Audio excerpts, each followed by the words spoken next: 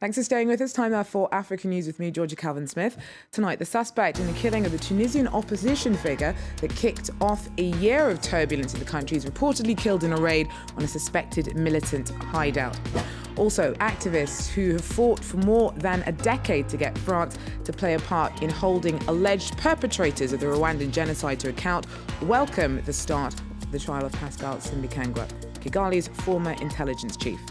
And for so long associated with conflict and violence, the return of relative peace to Mogadishu has breathed fresh life into its beach scene as more people feel more comfortable splashing out into the waters.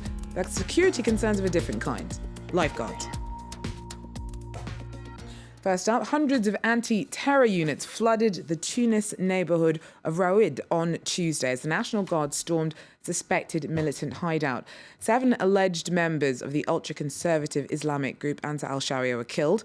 Amongst them was the suspect in the 2013 assassination that kicked off a year of political turmoil in Tunisia. Authorities say that Kamel Gadgadi was behind the gunning down of the secular opposition figure Chokri Belaid on February 6 last year. Well, Misha Benoit Lavelle is in Tunis for us. He joins us now. Misha, so Gadgadi's death comes almost a year to the day of Belaid's death. Some rather convenient timing there for the authorities, who've actually faced quite a lot of criticism over their response to the assassination. That's right. Well, the Minister of the Interior certainly presented it as a fortunate timing, even going so far as to say that it was the Interior Ministry's gift to the Tunisian people on the anniversary of Belaid's death, perhaps a somewhat morbid gift, but certainly counted it as a point of pride. However, some journalists and bloggers here have already reacted with skepticism, not skepticism, of course, to the fact that Mr. Gadgadi was killed, as images of Mr. Gadgadi's bloodied corpse were shown in graphic detail on national television, but skepticism to precisely, as you said, the timing of the event. You know, Besma Khalfawi, the widow of the slain politician Chokri Belaid, had been planning on organizing a demonstration on the anniversary of her husband's killing under the title, Who Killed Chokri Belaid? Well, it's almost as if the Interior Minister is presenting this as their answer to that question. Kamel Gadgadi killed Chokri Belaid, and in fact, throughout the press conference today, the Interior Minister did refer to him not as the suspect or the accused killer, but as simply the killer of Mr. Belaid. So some fear there that the timing of this, coming right before that anniversary, might muddy the waters as to any future investigation and trial into the killing.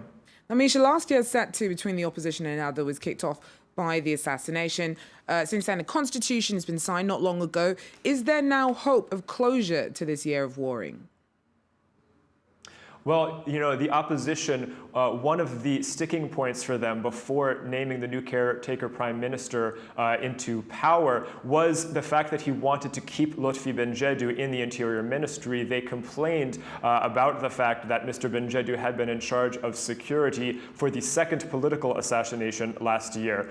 So perhaps if the Ministry of the Interior is capable of selling this as a true success, that will go some way to convincing those who had held out in the opposition. However, questions really still remain about the Interior Ministry's tactics and their record. There have been allegations of human rights abuses as well. So really, the killings today, even if counted as a success, do not mean that the security portfolio in Tunisia has been fully reformed. Thanks very much. Misha Benoit Lavelle there for us. Now, both the French and Rwandan governments will be following closely. Today, an historic trial kicked off. Rwanda's former intelligence chief, Pascal Simbikangwa, appeared in a Paris court on charges of complicity in war crimes and the 1994 genocide, in which at least 800,000 Tutsis and moderate Hutus were slaughtered in their homeland. Well, almost 20 years on, and it's France's first such case. It's, in the past, been accused of turning a blind eye to the mass killings and even offering safe haven to those suspected of being behind it. Our correspondent sent us this report on the families still living with the memory of the bloodshed. Jenny Clover and Thais Bourrique. This woman is one of the few people who agreed to testify against Pascal Simbikangwa. In August 1993, shopkeeper Clementine Nakure was travelling to the north of the country. She claims she was taken by his henchmen. Still in shock, she says she was beaten for nearly an hour. When I arrived in his office, Simbikangwa had a gun in a club. He accused me of working for the intelligence services of the RPF. I replied, "I don't even know what you mean." With each answer, he struck me with the butt of the gun. Whenever I repeated, "Forgive me, I'm not a spy," he continued to hit me again and again. Few journalists had the courage to criticize the regime. These articles are now preserved here in the Iwachu Center. Former chief editor Sam Godi is a key witness at the trial. He says he was kidnapped and tortured for 4 days after publishing an editorial which portrayed Simbikangwa as the leader of the death squads and this cartoon. On the fourth day, Captain Simbikangwa called me for the fourth time to his office. He told me, "I'll give you mercy under one condition. You can write anything about the president, you can write anything about the ministers, the MIND, but you can no longer talk about the death squads." In downtown Kigali, in an area called Kiyovu, the captain is accused of organizing blockades where Tutsis were arrested or executed. For example, near the Santa Familia Church, where thousands of people were killed. This former militiaman claimed he worked at one of the blockades under the orders of Simbikangwa. He was someone important, a captain. He toured the city in his car and gave orders, all the instructions. He said that the Tutsis should die. He scoured all areas of the city to give us instructions. After 9 years in jail, Emmanuel started a new life as a motorcycle taxi driver. But memories of the massacres, for him as for the victims, are more vivid than ever as we approach the 20th anniversary of the genocide.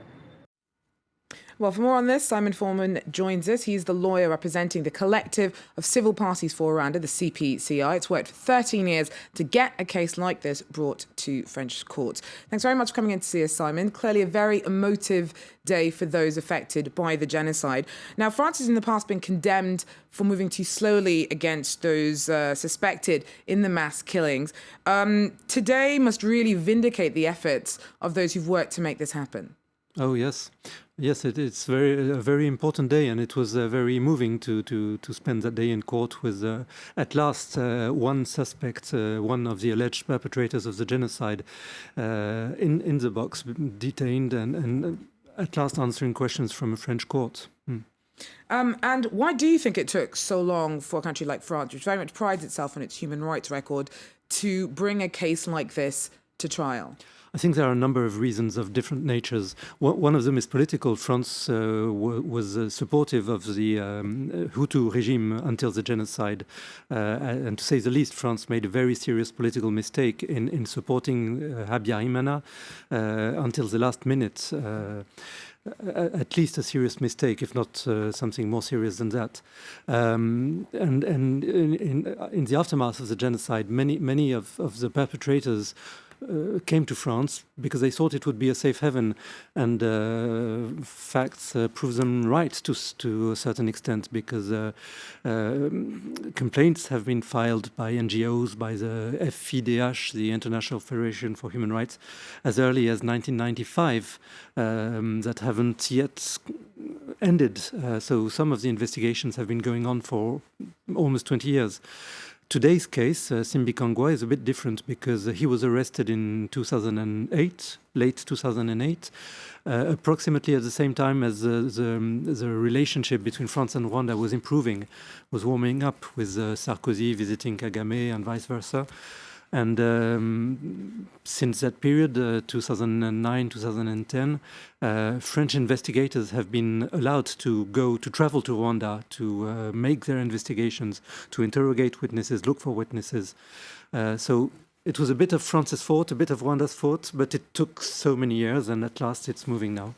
Well, thanks very much. Simon Foreman there, the lawyer for the CPCR, at the start of Simbikangwa's trial, which is expected to last about 7 weeks. Thanks very much for coming in to see us. Moving on, after more than 2 decades of civil war in Somalia, peace is slowly returning to the capital, Mogadishu. That means more people are heading out to the beaches of a city some dubbed the Athens of Africa. Well, security is never far from authorities' minds, and recently, on the sandy shores, safety concerns have led to an investment not in police, but in lifeguards. Nicolas Chaumin has more. In August 2011, the Al-Shabaab jihadists were forced out of Mogadishu by the army and African Union soldiers. There are still sporadic attacks, but since then, there has been relative peace and stability. Today, crowds flock to the beaches, so much so that local authorities have trained a team of lifeguards. I'm very happy that this project has been initiated, and it's saving lives. As you can see, there are lots of people here, not only from this area, but from all over the city, and from outside as well. The lifeguards are mostly fishermen and are volunteers. The city provides fuel for their boats. People often nearly drown because the waves are heavy, and they pull them away from the coast. And many don't know how to swim, so we go and rescue them. Residents are relieved by their presence. I come here every Friday, and I'm happy with the improvements being made because it allows me to swim safely. As for the sharks that used to proliferate off the coast of Mogadishu, they are now rare, having fallen victim to Asia's vast appetite for fin soup.